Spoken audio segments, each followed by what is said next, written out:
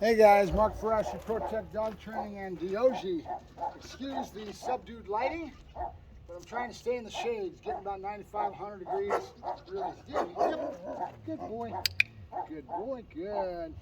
So we're working hard to get these guys going to the next stage, and some of this is just, like I said, killing time. We gotta wait till that next maturity stage so they get big enough to start taking out in public, and that's coming up next week or so. And they get to be 12 weeks old usually when I start taking them out. You're still right below the shots, but reality and truth is I've never had parvo in all the years because I don't take chances. I don't let the dog go in an area that's going to be largely congregated with dogs, and I stay out of areas that could be a risk. I don't go in the flower bed. He's finally starting to flip the other way. He had a hard time with this. Now he's starting to figure it out. Yogi, come on. Come on, baby. Yogi, yep, good boy, good. And I forgot my toys, dang it. I always stay loaded with toys because that's what it's about, taking them to drive. So, we're just feeding them breakfast at this point. And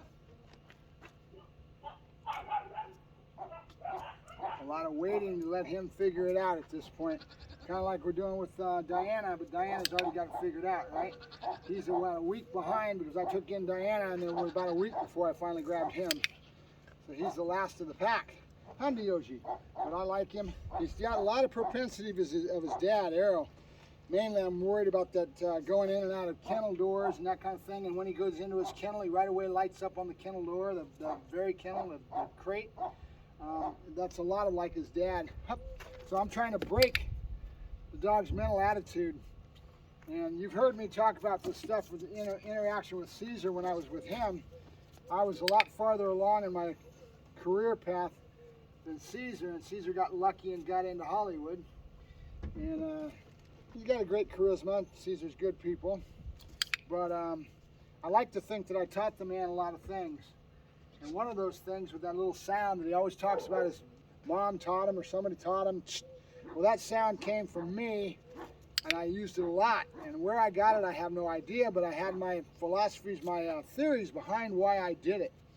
And a lot of this stuff comes from instincts and just instinctive stuff on my part that I don't really even know I'm doing sometimes. But this one was because, and I've analyzed it over the years, and a lot of conversation with Ceasar and things like that. Why does it work? What does it do for you? I like to look at the dog's mind as an engine. And it's got gears, first, second, third, all the way up, right? You're changing gears, that's the transmission. And as you're going, the dog's mental mind state gets into a place and it's in this groove, right? Whatever it may be that's got the dog's mind going at a certain stage. When you do that little, you're kind of tapping the dog, you're breaking that transmission, you're breaking that thought, and you're taking their state of mind to another place, okay? And that is what's advantageous to you. So that's why it's so important to your proper body language and all that, so that you can break that dog's mental mind state and take that gear to another place and change that dog's mental mind state and get it out of wherever it's at. And so after a while, the dog gets used to it and it becomes a normal break in its mental attitude. One of the other things that I do a lot of, and this is something that kind of correlates to it in a way, but it's different, but it still kind of correlates to it. A few years ago, maybe even a year ago, I was reading an article about Alzheimer's. You know, Alzheimer's is a big problem with our older folks nowadays, and they're doing a lot of study and a lot of emphasis is on this disease, trying to help the older folks that end up getting Alzheimer's and people that end up with Alzheimer's, right? How the brain works is what it's all about. So what they found out is a lot of times people end up losing, their dementia, they're losing their memory, and they forget things, right? Then they get confused and they get upset because they're confused. So what they found out is that the brain kind of has a windshield wiper and it wipes. So anytime you go through a door or a doorway, you ever notice when you're looking for something, you're looking for your keys, you're looking for, you go into the house and you forget what you're looking for. You knew what you were after when you first started, but as you go into the house, you end up forgetting. You say, damn it, what the hell was I looking for? What was I doing here? And it gets worse as we get older. But the reason is, they theorize anyway, this article was pointing this out, that your brain has a windshield wiper. Anytime it goes through a portal, in other words, a doorway, a gate, in from one room to another room, your mind will sweep. And it's like a windshield wiper is the way you want to think about it. So when I come, and knowing that the dog is a very visual critter, we always talk about pictures, right? The dog sees in pictures. You hear about this in different trainers that have accented this way and how the dog's mind works. So we want to build up a picture that the dog can see, and he gets into behavior trait based on that picture in his mind. So the same thing applies when I take the dog away and I spin away and I come back towards the person that I'm trying to greet. The dog is one example of using this, right? Being aware of it, it gives you other abilities to kind of come up with other ways of using this same factor. So I will go in a circle and I'll come right back towards the person. What I'm doing is I'm taking that portal and I'm windshield wiper, I'm sweeping it so that the dog sees it, and it's going backwards, and now it comes into the person. The first thing it sees is that person that I'm greeting the dog into, right? That's the reason that I go in a circle, because I'm basically taking advantage of the way the mind works. In a dog, a human, whatever, our minds work very similar. We may not have the same intellectual ability, we don't have the same drives and instincts, because the dog is driven off of being a pack animal and a whole different thing that makes up who the dog is. But our minds overall, that's why the click and a click treat works for all animals. You can click treat a fish, okay, and teach him to have behaviors, right? So the overall wiring of the brain in all animals is very similar, but we have different drives, different things that make us tick, right? But this whole learning theory is very relative. So if you want to learn about it, get on YouTube, type in learning theory, and start doing some studying on the same thing you would learn if you went to college and you were trying to take human psychology. A lot of this stuff is right there in the same way, right? So it's all very relative. So that's why I spin and I come back towards it, right? I'm trying to break the dog's train of thought and get him into that gear, to change gears, to go a different state of mind. And that's what it's all about. And that's why you see Ceasar using that. I will argue that he didn't get it from Mom, he got it from me, but that's, hey, that's well and good.